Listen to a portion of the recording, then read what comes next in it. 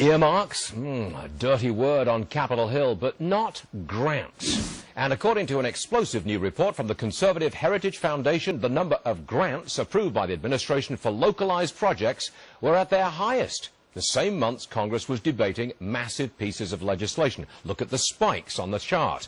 Cap and trade, Dodd-Frank, Obamacare. Coincidence? Lachlan Markay is the man behind the report. He joins me now. Would you go so far to say, sir, as the administration was buying votes? Well, it's difficult to look into the hearts and minds of the officials who were in charge of giving out these grants.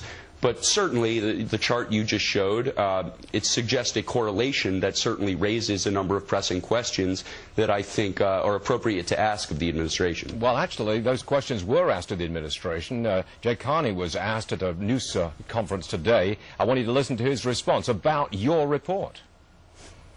I'm confident that the issuance of grants through agencies, that process is done on a merit-based in a merit-based way, and I would simply suggest that the report itself, given some of the authors, are not particularly credible.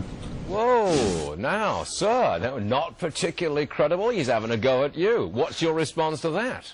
Well, I would encourage him to read the report in question before making sweeping judgments about the credibility of the administration's critics.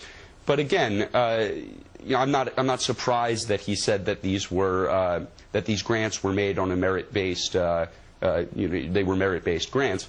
And again, I'm not trying to look into the hearts and minds of the officials in question. Are you saying? But Lachlan, are you saying, Lachlan, that this is the way sausage is made? You want to get some major piece of legislation through the Congress. What do? Well, you offer a few grants here and there to key Congress people. That's how you do it. That's basically what you're saying, isn't it?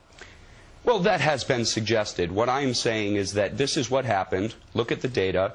There were spikes while these big pieces of legislation were considered, and there were numerous very vulnerable House Democrats who were going to have to face voters who did not particularly like these bills, who could then take back that grant money and show their constituents that they were really bringing home the bacon. Would it be true to say that with other administrations trying to push through major pieces of legislation, you would see the same spike, the same looking chart for grants offered to Congress people in key districts?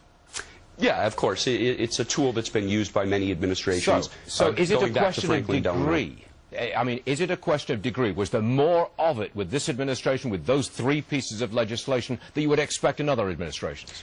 Well, in fact, the Congressional Research Service, a nonpartisan organization, in April of 2010, so the month after the health care bill passed, the month after the period in question, found a noticeable increase in administrative earmarking, as it's called, with the value from just a few years prior having increased by 126%. And the number of administrative earmarks having increased by a little more than 50%. So yes, there has been an increase since President Obama took office. Okay. Lachlan Markay, Heritage Foundation, we thank you for joining us today, sir. Appreciate it. Thanks for having me. The Markay